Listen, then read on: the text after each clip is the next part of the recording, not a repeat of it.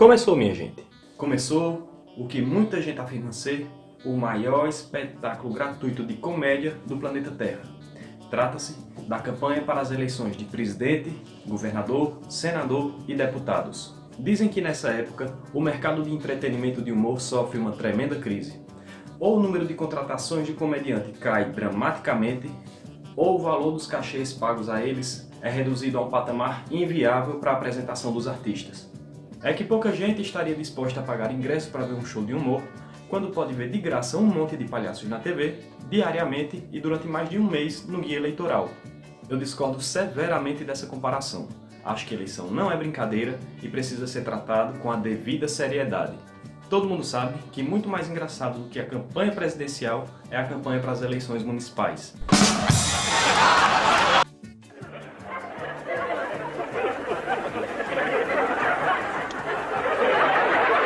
Não tem nada mais hilário do que ver um bando de candidato a prefeito, e principalmente os candidatos a vereador, fazendo as performances mais toscas, dispostos a ganhar o nosso voto e um assento nas câmaras municipais. Aqui mesmo em Caruaru, tem um candidato a vereador cuja única plataforma de campanha se baseia na criação de um centro especializado para o tratamento do pé torto congênito. What? Eu não sei o que é que me deixa mais surpreso, a bizarrice da proposta, uma vez que o tratamento da enfermidade pode ser realizado perfeitamente na rede pública de saúde, bastando um pouquinho de organização na gestão, ou a quantidade enorme de gente que de fato aparenta sofrer com esse mal de pé torto congênito. Não é à toa que o cara está sendo eleito aí há mais de 5 eleições consecutivas. O problema é que, pelo menos até onde eu sei, o tal centro de tratamento até hoje não foi construído. Que merda, hein? Mas isso não significa que também não haja candidatos a deputado estadual igualmente folclóricos. Também aqui em Caruaru tem um senhor que fica diariamente lá em frente à rodoviária, na divisória das duas pistas, segurando uma placa com os dizeres: fulano de tal, deputado estadual número tal.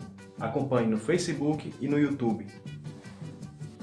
Pelo menos a campanha dele é econômica, e se ele ganhar, o que eu acho pouco provável, não vai ficar com o rabo preso com ninguém e nem vai ser reprovado na prestação de contas à Justiça Eleitoral. Agora, sem brincadeira. Por mais que você tenha aversão à política, eleição é sim um assunto sério, precisa ser debatido com uma certa atenção, até para que a gente não caia em algumas ciladas. Por exemplo, sempre que está apertada a temporada de caça ao eleitor, o político sai lá da sua toca, sai lá do seu gabinete e vai às ruas. Vai pegar a criancinha no colo para ser filmado e colocar no guia eleitoral, vai abraçar os velhinhos para ganhar a simpatia deles. E é impressionante como esse tipo de comportamento ainda funciona, porque muitos desses caras, a grande parte, continua sendo eleito. Eu acompanho política faz um tempinho já, eu gosto do assunto. Antigamente eu fazia uma militânciazinha pequena, pedia voto a algum parente ou algum amigo para algum candidato com quem eu simpatizasse, mas hoje em dia eu parei de fazer isso. Hoje em dia eu só observo as campanhas, as notícias, porque o clima não está muito propício para debate. Claro que às vezes a gente ainda cai em tentação e vai nos grupos da família para alfinetar o candidato daquele coleguinha, do parente, do amigo, mas é só zoeira mesmo. Por exemplo, você vai no Facebook e critica algum candidato ou alguma ideia que ele propõe, aleatoriamente. Aí o eleitor dele vai lá e começa a lhe ofender, ele esculhambar. A galera tá muito raivosa, velho. Ele lhe esculhamba e começa a lhe ofender como se você estivesse ofendendo ou criticando ele, eleitor, e não o candidato. Muitas vezes o candidato não sabe nem que aquele cara existe. E esse era um assunto que eu queria tratar aqui nesse vídeo, um dos assuntos, porque eu acho que muito da raiva que a população tá com relação à política tem sido provocado, claro, em maior parte por causa dos políticos, que também não têm colaborado muito para melhorar a própria imagem perante a população. Haja vista os inúmeros escândalos de roubalheira, de picaretagem, tanto políticos sendo presos, de todos os partidos. Mas também eu acho que muito dessa raiva se deve a uma certa parcela da imprensa. Não, e aqui não tem nada a ver com revoltismo, esquerdo infantil, ou sair por aí gritando palavras de ordem do tipo... Não tem nada a ver com isso. Mas eu acho que uma parcela da imprensa, não ela toda, tem se comportado de maneira que me faz crer que ela tem se esforçado mais em nos desinformar do que nos manter esclarecidos.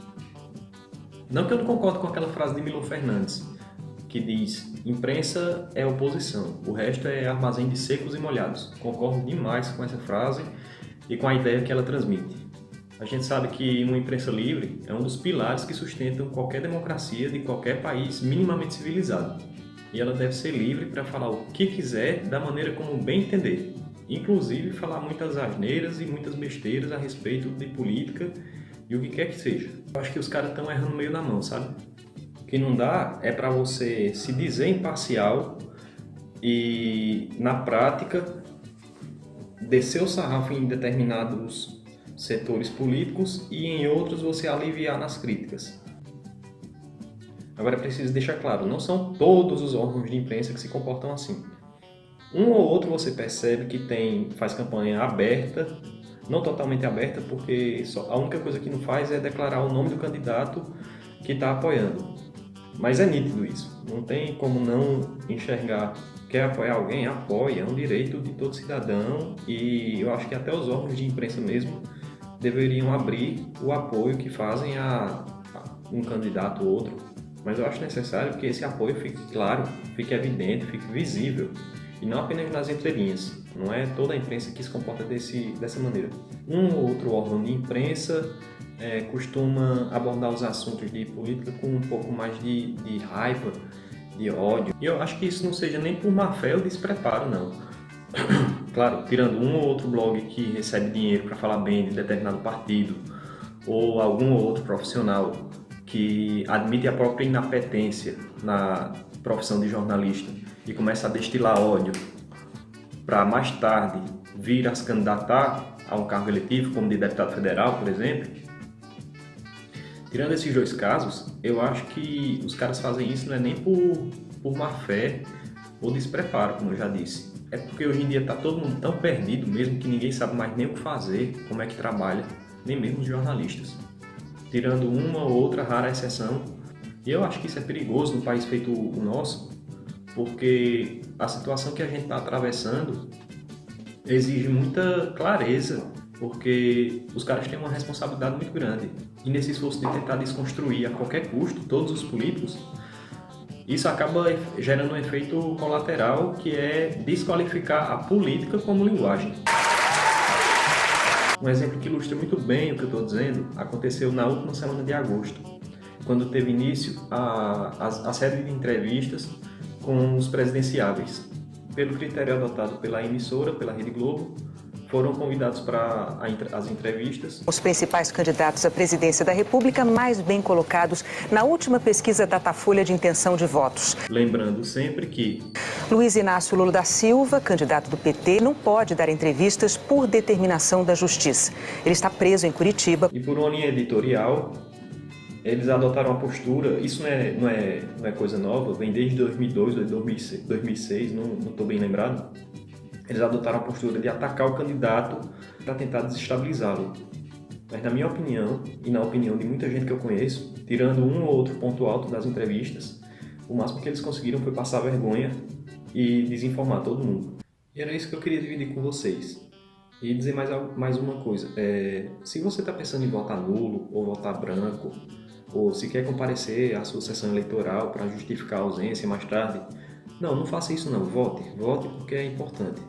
Mas antes de votar, pesquise, meu irmão, pesquise os programas de governo de todos os candidatos, independentemente da sua ideologia ou orientação política, pesquise a fundo todos os planos de governo, ou pelo menos daqueles candidatos com os quais você tem mais simpatia.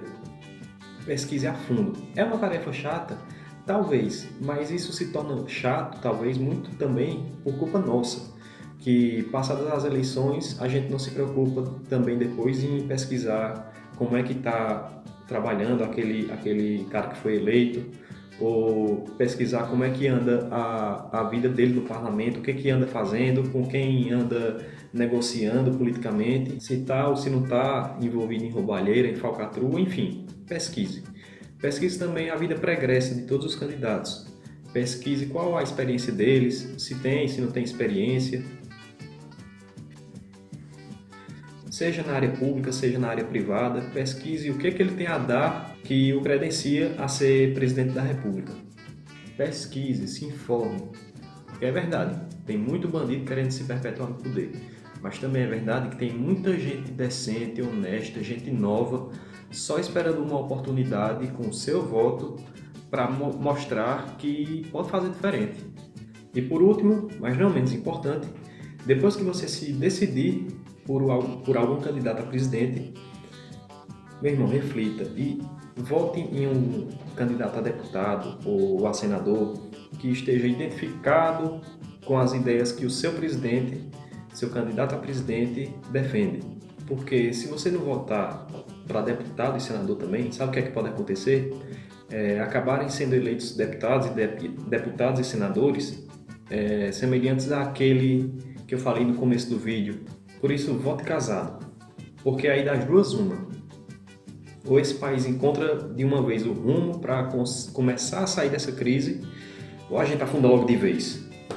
É isso, pessoal. Se você gostou do vídeo, curte, se inscreve no canal e ativa as notificações e segue o blog também.